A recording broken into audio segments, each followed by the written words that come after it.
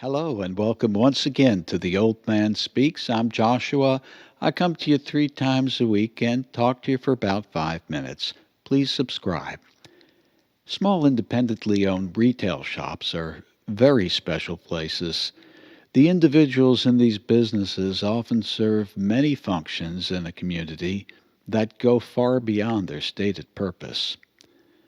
The owner or manager multitask, putting in data into the computer with one hand while moving around merchandise with the other.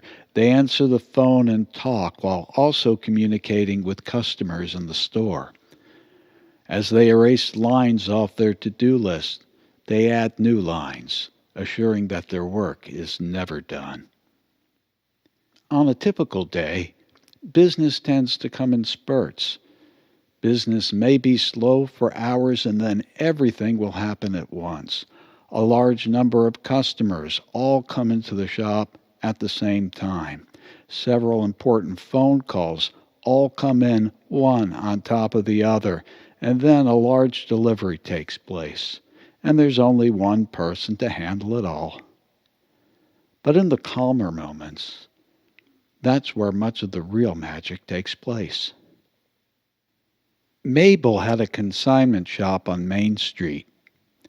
People would sometimes come in and they would kind of look at the merchandise, but they were really there to talk to Mabel. And Mabel would listen. One day Tim came in. He was talking about his community and the school that he sends his kids to. He said, I don't really adhere to what they believe in. I really don't fit in there, but it's so important, I think, and my wife thinks, for our kids to be part of a community, for us to be members of something.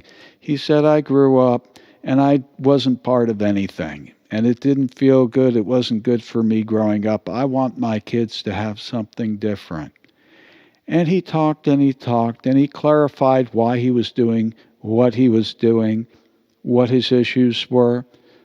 Mabel mostly listened, and when Tim left that day, he had a much clearer understanding of where he was going and what he was doing.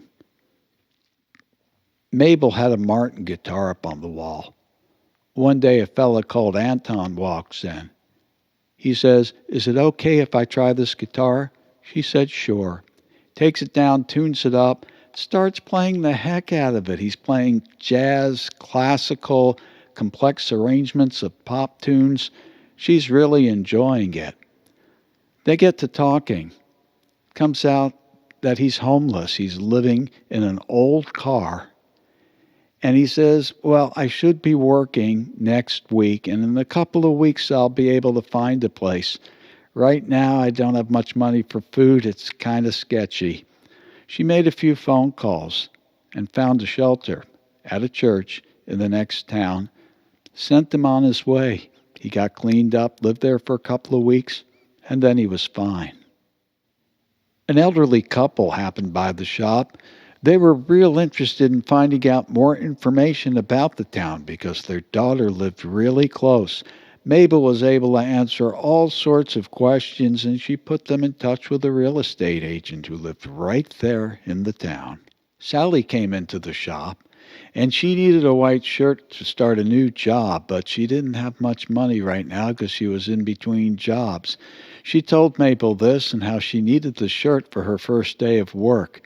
Mabel went and found a real nice white shirt that fit her just perfectly, and she said, "You'll pay me later when you get your first paycheck."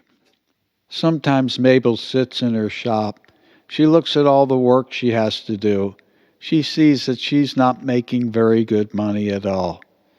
She thinks, what am I doing here?